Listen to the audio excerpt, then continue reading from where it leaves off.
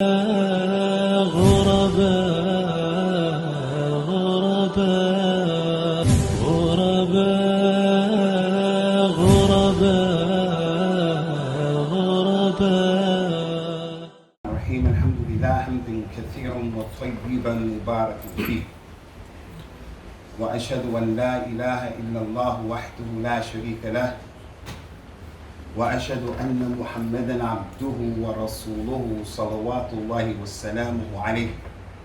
أما بعد، فإن خير الكلام كلام الله، وخير الهدى هدى رسول الله صلى الله عليه وسلم. The Nabi al-Mustafa was sitting with a number of his companions sallallahu alayhi wasallam wa radiyallahu anhum ajma'een. And as he was talking and addressing the people, there was a man from the people who asked a question in front of everybody and interrupted his speech. He said, Ya Rasulullah, when is the hour? When is Yawm al-Qiyamah? The Prophet didn't pay attention to him and he continued to speak sallallahu alayhi wasallam as if he was ignoring the man. And everyone knows here it's not from good akhlaq. It's not from good adab. For someone to ask you a question, you just ignore them. That's in every religion. That's in every society. The Prophet continued to talk, alayhi salawatullah wassalam. The man repeated his question and he raised his voice. Ya Rasulullah, mata sa'a. The Prophet didn't say anything and he continued to talk. Some of the companions said, Rasulullah didn't hear what he said and that's why he didn't answer. Other companions said he heard what he said, but he didn't like the question. It was from his sunnah that when people would ask him when is the hour, sometimes he wouldn't tell them. He would say things like, Man mas'ulu anha bi'a'lam min as-sa'il. I know just as much as you know. You're asking me, I don't know, and you don't know. It's the same. I don't know when Yawm al-Qiyamah is. Another man, in a different occasion, a third occasion, came. Ya Rasulullah, when is the hour? He said to that man, sallallahu alayhi wa sallam, مَاذَا أَعْدَدْتَ لَهَا?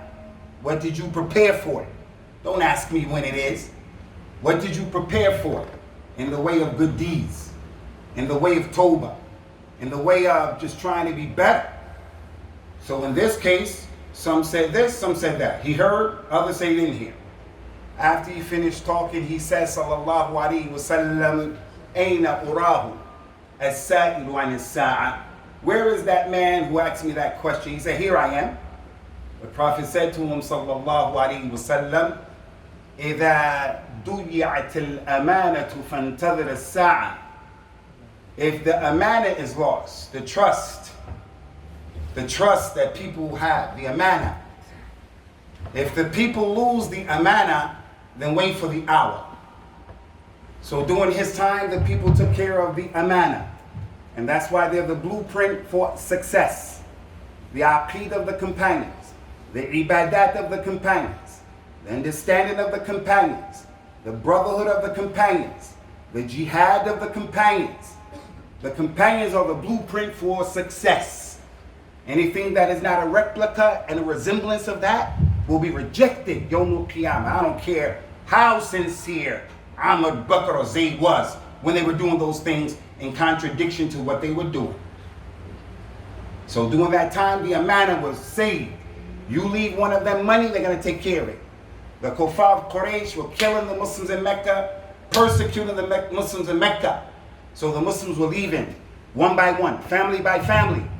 When it was time for Abu Bakr to leave with the Nabi sallallahu alaihi wasallam, the Kuffar of Quraysh left all of their money, their amanat, with the Prophet of Islam. And he was the enemy that they were trying to fight and kill. And he had all of their amanat because he was Muhammad al-Amin. Everybody left.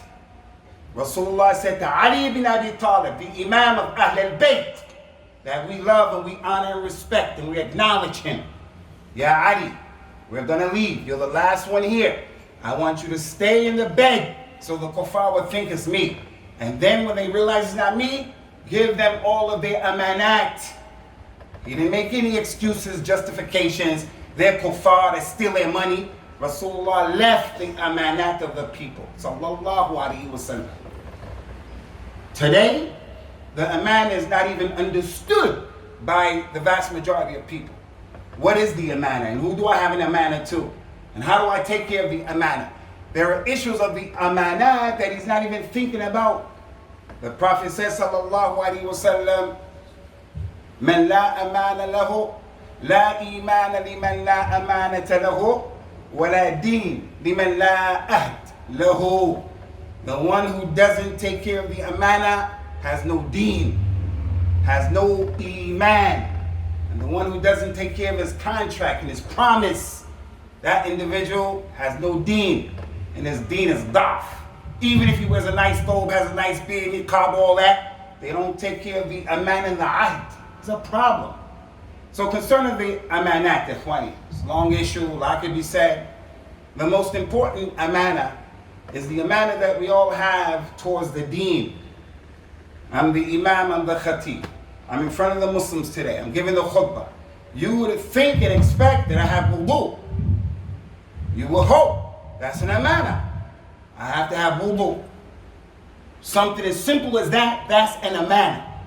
That mu'adhin has to make the adhan when the time comes in. When the time comes in. This masjid is the Bayt of Allah, the masjid of Allah. Who's going to take care of it? That's your amanah. So the most important amanah from the amanat that are connected to us are the trusts that are from Allah's amanah. وَكَثِيرُ مَا هِيَ. Your body is an amanah. You can't drink liquor. You can't smoke weed. You can't do things that are haram. You can't overeat. You can't work yourself to death. It's an amanah. Your lihya is an amanah. Your body is an amanah. Your children, giving your son a khitan is an amanah. He's married to a girl from Ahlul Kitab. No problem, it's halal. But he can't practice his religion. To this day, his son didn't get the khitan. He is just movement. That's the haqq and the amanah that you have. Our children, all together, an amanah. The people in this masjid right now are Muslims. That's from the amanah that your parents took care of. So now you're Muslims here. Now your children are an amanah. Allah said in the Quran, "Inna aradna al-amana ala as-samawati wal-ardi wal-jibal fa'abayna an yahmilnaha washfaqna minha wa hamalaha al-insan innahu kana zaluman jahula." Zaluman jahula. Allah presented the amana to the heavens and the earth and the mountains. They said, we don't want the amana, the responsibility. They were afraid. They said, no way. But mankind took the responsibility. The amana in this ayat is the amana, the responsibility of the deen. Allah put that opportunity before the heavens. أَأَنْتُمْ أَشَدُّ خَلْقًا أَمِ السَّمَاء بَنَاهَا رَفَعَ سَمْكَهَا فَسَوَّاهَا. That sama said, no, I don't want to be responsible for the deen. Spreading it correctly, practicing it, being an example, living up to it. The mountain said, I don't want that. Bani Adam said, I can do it. And he was oppressive and he was ignorant. The amana we all have to be examples of the real Islam. So the amana is that Allah has taken the trust out of everybody here. Don't make shirk with Allah. And don't practice a religion that he didn't sin. That's an amana. The 10th of Ashura, there's an amana. Don't do that nonsense on the 10th of Ashura. Don't make shirk with Allah. وَإِذْ أَخَذَ رَبُّكَ مِنْ بَنِي آدَمٍ مِنْ ظُهُورِهِمْ ذُرِّيَّتَهُمْ وَأَشْهَدُهُمْ عَلَى أَنفُسِهِمْ قَالَ لَسْتُ بِرَبِّكُمْ قَالُوا بَلَى شَهِدْنَا إذا إيش لا إله إلا أنت.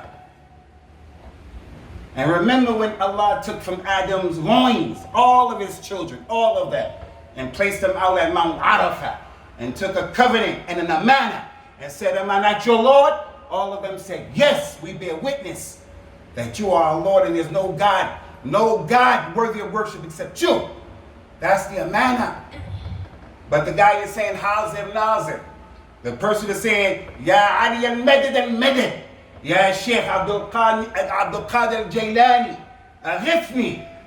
That's the big amana. That we take care of this deen and we stay on the sunnah. The amana after the amana of Allah is the amana of the Prophet sallallahu alaihi wasallam. The Rasul didn't leave one amana or two or three. He left amanat upon us, our shoulders and our necks. So on our children, amanat. Ya ayyuha alladhina amanu la takhunu Allah wal Rasul wa takhunu amanatikum wa antum ta'lamun. Oh, you believe. Don't break the amana of Allah, the amana of the messenger. You know what you're doing. What's the amana of Rasulullah sallallahu alaihi wasallam? That we practice his religion the way he brought it. That we practice his religion. That religion that those companions saw and collectively they took from him. From them, ala sabil mithal. This is an example. Ali ibn Abi Talib, his wife Fatima, her son Hassan and Hussein. We're on that religion that they're on. We're not on the religion of ghulu and going overboard. The amana that the Prophet brought sallallahu alaihi wasallam and told us to take care of, be balanced. Don't go overboard. إِيَّاكُمْ وَالْغُلُوء فَإِنَّمَا أَهْلَكَ الْغُلُوءُ مَنْ كَانَ قَبْلُكُمْ. Beware of going overboard, picking up personalities in your jama'at. This jama'at, that jama'at, this madhab, that madhab. Allah didn't make us on these madhab. If you take the madhab correctly, learn your religion, no problem. But don't be one of those people, I'm Maliki and I don't like anybody else. That's not from our religion. That's not what Ali was on. Hassan, Hussein, Fatima, Radwanullah, that wasn't that. They were not on that. So the amana of the Nabi, take his religion. Don't go overboard. Don't go overboard with him. In him, sallallahu alaihi wasallam. He wouldn't allow that with the people. And then we're going to go overboard with people who come after him? No way. What kind of religion is that? Why don't we just go to the church or the Sikh temple over there? These people are going overboard. And the ashkhas of people. No pir, no mir, none of these shayukh, imam. No one deserves for you to go down and to look at people like that. You have to look at Allah. Allah doesn't die. Allah knows. Allah doesn't sleep. Everybody else makes mistakes and they're not complete. From the amanat, ikhwani, is that if we take care of the amana in al-Islam, we'll go a long way with helping our religion to spread with these non-Muslims. The non-Muslims that we know, the world has a bad picture about what Islam is. And a lot of it has to do with the Muslims. It's definitely not by the Prophet or because of him. When he was performing Hajj, he told his companion, Istaskutu nas. Istaskutu nas. Make the people at Hajj quiet. Over 100,000 people. Get the people quiet. When everybody got quiet, he started to address them in the farewell pilgrimage, his last sermon. After he finished what he had to say, he said to all of them, if you can imagine this, I'm not the Nabi sallallahu alaihi wasallam. He's standing here. The companions, where you're sitting looking at him. On the day of Hajj, after all of these years, he told them, do this, do that, don't do this, and then he said, إنكم تسألون عني يوم القيامة فماذا أنتم قائلون. You people are going to be asked by Allah about me, Yawm al-Qiyamah. What are you going to say when Allah asks you about me? The companions say, Ya Rasulullah, nashhad jami'a, innaka ballagta al-risala, wa addayta al-amana, wa nasahta lillahi. We bear witness. You explained this message of Islam. You explained it crystal clear. And you gave the amana, the trust that Allah put on your shoulders. You gave it to us. There were times when the kuffar were many, you were not scared. You were not a chump, a punk. You weren't like that. No, you majnoon, pushing weakness against strength. You were Hakim and Sabir. You gave this amana and you gave us nasiha. Rasulullah put his finger up to the sky. Why? Because he used to do that all the time because of the ayat Ar-Rahman ala al-arsh istawa. Ar-Rahman, Allah is over the 7 heavens. But today that amana is lost. Where is Allah? Where is Allah? Allah is in my jade. Allah is in my nose. Allah is everywhere. Don't ask that question. Those companions didn't say that. Allah is over the 7 heavens in a way that befits His majesty. When the people said what they said to him, he put his finger up and he said, Allahumma shahad, Allahumma shahad, Allahumma shahad. Allah, bear witness that this hujjah, they're saying themselves that I told and I took care of the amana. So if we take care of this amana with these non-Muslims, our religion, inshallah, will spread. If our students were better students in the school, they went with their homework, they were competing, they weren't engaging in anti-social behavior. Knife crimes in London, in Leeds, in Birmingham, Manchester. The Muslim child is accused of blowing up the bomb in Manchester. The Muslim who they accuse of killing a man on the London Bridge. So they have a bad understanding of our religion. And then we have some of these Jama'at Siyasiyah. May Allah protect us from them. They are a scourge on our ummah. They created Daesh and all of this stuff. The Jama'at Siyasiyah. But which siyasa? The siyasa of Awatif and Hamas. Not the siyasa of Islam. We're with that. They come in and say, but these are kuffar. They are killing our brothers in Palestine and Kashmir and all of that. And that's true. They're doing all of that. But then the Prophet tells us, sallallahu alayhi wa sallam, addil amana, ina min tamanata, wa la takhun min khanik. Give the amana back to the one who you owe it to. And the one who is unjust and he doesn't give you your rights, he doesn't give you your amana, don't be unjust to him. He gave you an amana, give it back, like the Prophet did with the people of Mecca. Couldn't he have made every excuse in the world why he has to take their money? Those companions need that money in Medina to help the religion, and he wouldn't take a dime of it for himself. But he didn't make those kind of excuses. Addil amana ila man ittamanaka wa la takhun man khanaka. That's our religion. I'dilu huwa aqrabu lit-taqwa. So look what happened, Ikhwani. Rasulullah conquered Mecca, sallallahu alaihi wasallam. Conquered Mecca. After all of those years, he went to Mecca. When he conquered Mecca, he went in there, muntasira. Allah helped him. He went in, made tawaf around the Kaaba 7 times, riding his animal. Got off. He wanted to pray the 2 rak'ahs, like the 2 rak'ahs behind the maqam of Ibrahim. He went inside of the Kaaba instead. He looked at what happened in the Kaaba, Allah happened. He started praying 2 rak'ahs. After praying 2 rak'ahs, and in the Kaaba was Bilal. Bilal, an ex-slave. He was one of the few people that saw what happened. And then as an African American, a person of color, I'm gonna let people make me feel like I'm a second-class citizen, where in this religion I know Arabs, white people, they're not better than anyone else. And even amongst the ashraf of the Arabs, Bilal was the mu'adhin. Bilal was in the Kaaba. I'm not saying that to say black people are better. I'm saying black lives matter.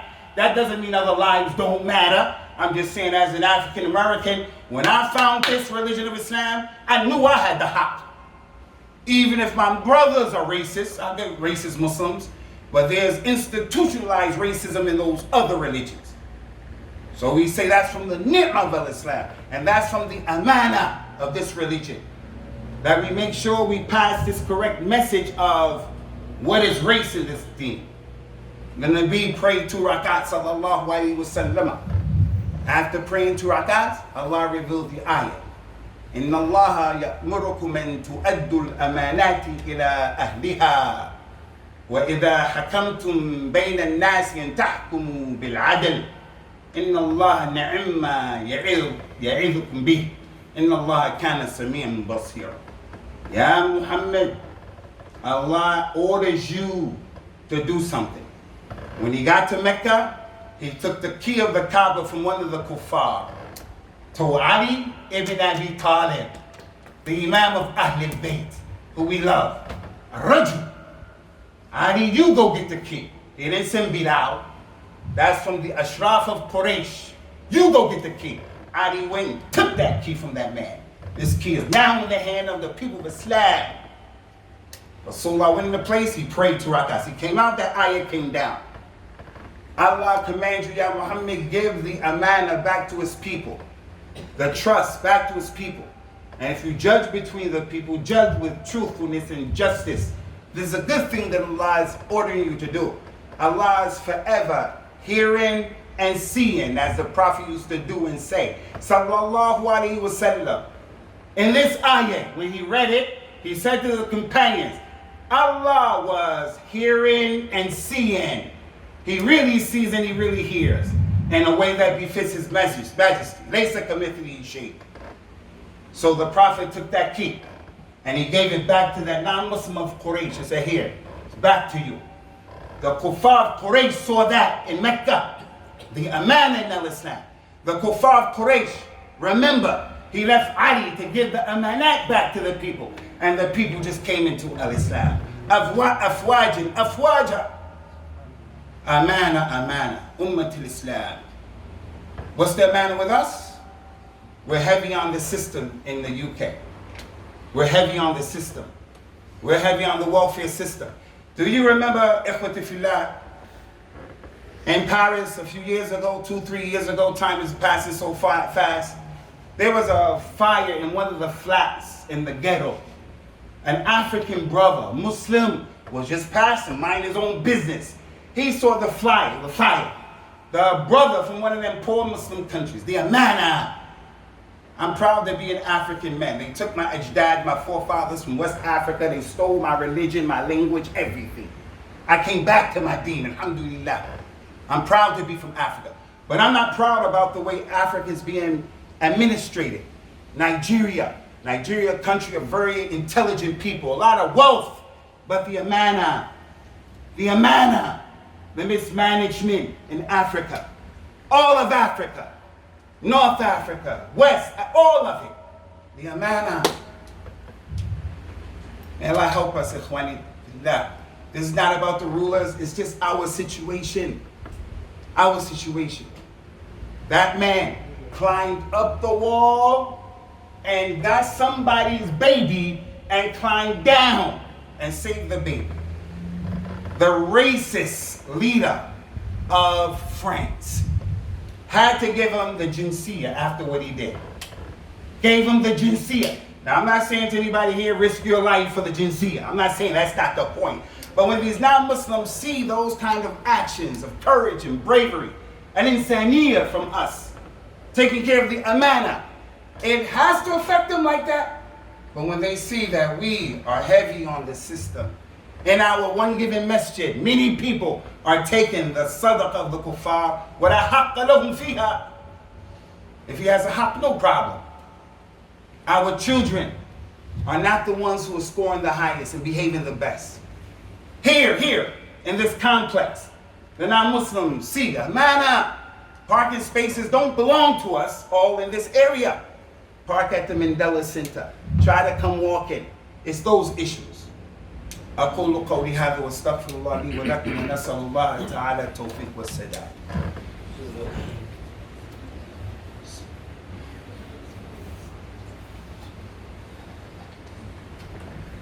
بسم الله الحمد لله والصلاة والسلام على رسول الله. Ikhwani, listen to what I'm going to tell you right now. Those of you who are married, the Prophet says, sallallahu alaihi wasallam, inna ahabbu shurut عليكم أن توفوا بها ما استحللتم بها الفروج. The amana that you have to take care of, the most important agreement, the most important trust in this dunya as it relates to human beings. You make a contract for your apartment, you make a contract for your car, you make a contract for your kids' school, you have to pay people. Those agreements. The most serious and the most severe amana that you have to take care of are those amanat that your private parts became halal as a result of it, meaning a nikah. So we have some brothers in our community, when a man marries a lady, he has to give her the mahar. That's an amana. There are people, he never gave his wife the amana. He may be married, he never gave it to her. And after the talaq, he never gave it to her. You're going to be asked about that amana. And that's from the ashaddiha. Describing the believers, the Prophet said about all of us, sallallahu alaihi wasallam, al-muslimun ala shurutihim. Muslims should take care of their conditions and promises. My wife agrees, and I agree. I won't get married after I'm married. I tell her father, her mother, if I divorce her, I'll give her 10,000 pounds. And they write that in the aqd, or they don't write it, but it's a nuqta that's muttafaq alayha. You're responsible for all of those amanat with the zawaj. Her father gave her to you, gave her to me to take care of her, especially in these diyar. She has ghurba. She's by herself. You can do whatever you want. And I've seen with my own eyes, being an imam, how women from the Middle East and women from other Muslim countries come here with their husbands, and the lady is like an asira, an abda, because of the mu'amala of the husband. He would never do that to his wife back in her country. Never. So I want to remind you about the amanat. Last thing I want to mention, Ikhwani, is, as it relates to what I mentioned earlier, Prophet Muhammad sallallahu alaihi wasallam has amanat. Listen, we have amanat for him. Before he died, close to the days that he died, he mentioned many things.